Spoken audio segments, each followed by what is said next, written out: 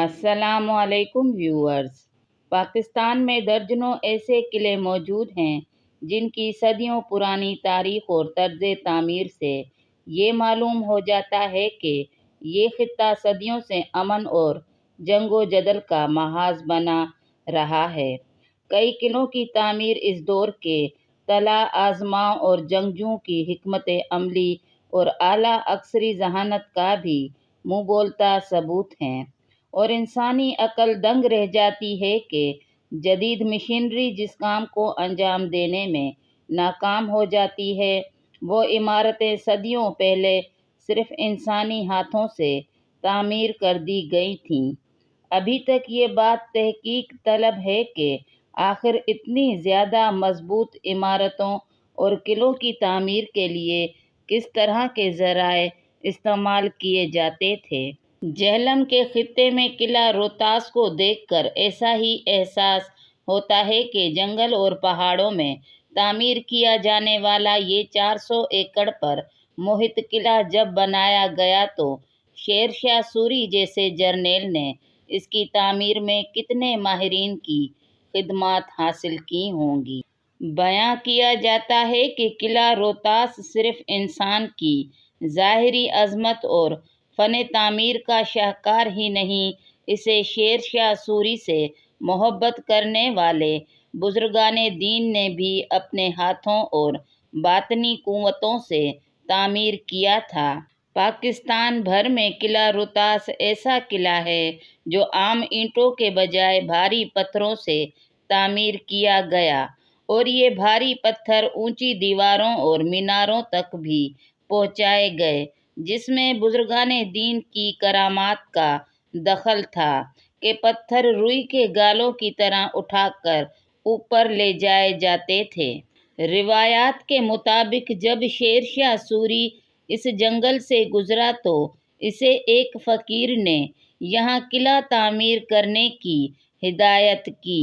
اس قلعے کی تعمیر کا سبب یہ تھا کہ شیر شاہ سوری مغلوں اور پنجاب کے حملہ آوروں سے خطہ پوٹوہار سے خیبر تک اپنی حکومت کو محفوظ رکھنا چاہتا تھا، لہٰذا 7 سال 1541 سے 1548 تک 3 لاکھ مزدوروں کی مدد سے تیار ہونے والے قلعے میں بے شمار بزرگان دین نے بھی مزدوروں کے ساتھ کام کیا۔ جب یہ قلعہ تعمیر ہو گیا تو یہ اپنی نوعیت کا بڑا قلعہ تھا کہ اس میں 60,000 فوجی قیام کر سکتے تھے۔ قلعہ روہتاس کی تعمیر میں بزرگان دین کا خون پسینہ بھی شامل ہے۔ اس کا ثبوت اس قلعے کے ہر دروازے کے ساتھ موجود کسی نہ کسی بزرگ کا وہ مقبرہ ہے جس نے قلعے کی تعمیر میں اپنی جان تک قربان کر دی۔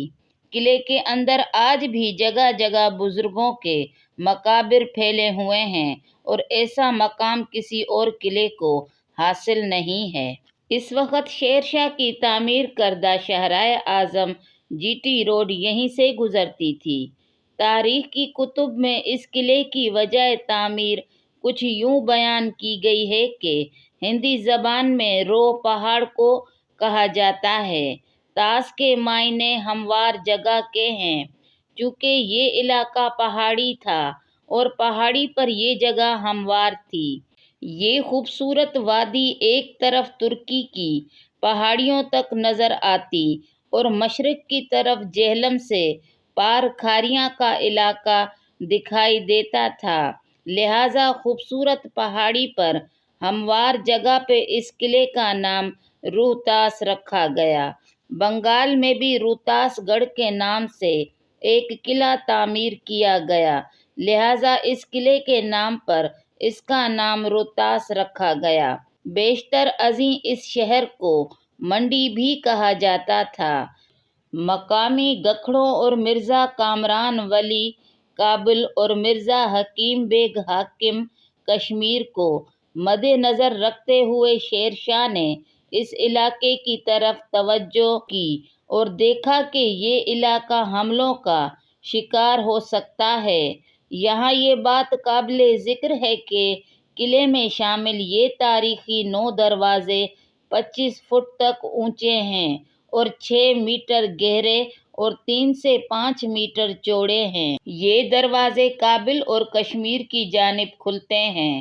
چند دروازے اب بھی اپنی خوبصورتی اور اعلیٰ کام کی وجہ سے دلکش اور قابل توجہ ہیں۔ یہ حقیقت میں شیر شاہ سوری کی عظیم اور پرشکوہ حکومت کا گہوارہ ہے اور سیاہ پہاڑی سنگلاخ چٹانوں میں اپنا الگ تشخص برقرار رکھے ہوئے ہے۔ اس عظیم قلعے کو رنجیت سنگھ کے عہد کے بعد کسی اور نے توجہ نہیں دی اور اس میں وقت گزرنے کے ساتھ ساتھ کافی صورتحال خستہ ہو چکی ہیں۔ یہ قلعہ فوجی اعتبار سے انتہائی اہمیت کا حامل ہے۔ اس میں 50 توپیں، 500 خالص فوجی دستے، 3000 سوار اور 42,000 پیادے آ جاتے تھے، لیکن یہ قلعہ زمانے کے ہاتھوں محفوظ نہیں رہا۔ مصنف مفتی غلام سرور قریشی کی تحقیق کے مطابق اس قلعے کی تعمیر پر کوئی اس وقت 15 لاکھ روپے صرف ہوئے۔ قلعہ 2 حصوں پر مشتمل ہے۔ پہلا حصہ اندر کوٹ کہلاتا ہے، جس میں شیشی دروازہ، مان سنگھ کا محل، رانی محل، چھوٹی سی خوبصورت بادشاہی مسجد اور پھانسی گھر شامل ہے۔ غالباً موجودہ ریسٹ ہاؤس مان سنگھ ہی کا محل ہے۔ مان سنگھ اکبر اعظم کے عہد میں اس علاقے کا گورنر تھا۔ دوسرا حصہ روہتاس کہلاتا ہے۔ یہ حصہ گھٹالی دروازہ، خاص خوانی دروازہ، سہیل یا سہیل دروازہ اور ایک تالاب پر مشتمل ہے۔ پہلا حصہ شیر شاہ سوری نے بنوایا تھا، جبکہ دوسرے حصے کی تعمیر اس کے بیٹے سلیم شاہ کے عہد میں ہوئی۔ قلعے میں بڑے دروازے کے علاوہ کئی چھوٹے دروازے بھی ہیں۔ اندرون قلعہ 9 دروازے ہیں، مگر بیرون قلعہ صرف فصیل نظر آتی ہے۔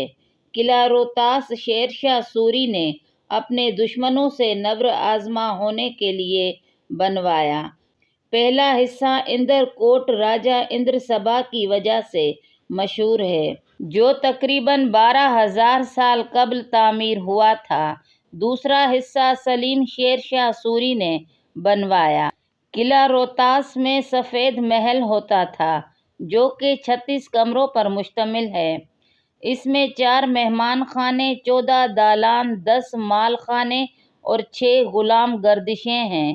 تاہم ان میں سے اب کئی راستے دکھائی دیتے ہیں۔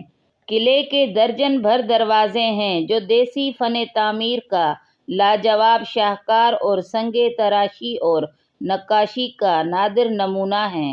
قلعے کی دیواریں تقریباً 30 فٹ چوڑی اور 100 سے 90 فٹ اونچی ہیں، جو زمانے کی گردش کے باعث آہستہ آہستہ زمین بوس ہوتی جا رہی ہیں۔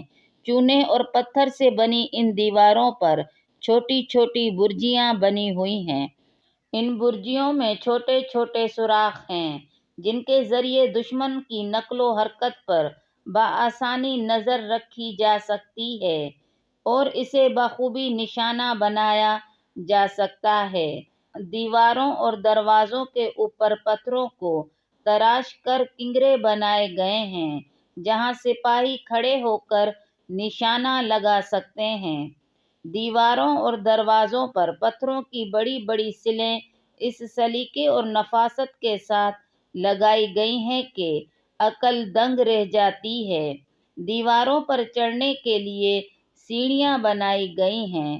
فصیل کے نیچے سپاہیوں کے ٹھہرنے، آرام کرنے اور سامان ذخیرہ کرنے کے لیے کمرے بنائے گئے ہیں۔ قلعے میں ایک طرف پانی کا کنواں ہے۔ اگر اس کنویں کی منڈیڑ پر سے نیچے جھانکنے کی کوشش کریں تو پاؤں خود بخود زمین سے اوپر اٹھتے محسوس ہوتے ہیں۔ اس گہرے کنویں تک پہنچنے اور پانی میں نہانے کے لیے ایک طرف سیڑھیاں بنی ہوئی ہیں، جس کے راستے شیر شاہ کے مقربین، وزراء، امراء اور ان کی بیگمات نہانے کے لیے کنویں کے پانی کی سطح تک پہنچ جاتے تھے۔ یہ کنواں اس خوبصورتی، محنت اور اہتمام کے ساتھ بنایا گیا کہ اس کے معماروں اور ماہرین تعمیرات کو بے اختیار داد دینے کو جی چاہتا ہے۔ یہ مختصر سی معلومات تھی قلعہ روہتاس کے بارے میں۔ اگر آپ کو ہماری یہ ویڈیو پسند آئے تو لائک کریں، شیئر کریں اور سبسکرائب کریں۔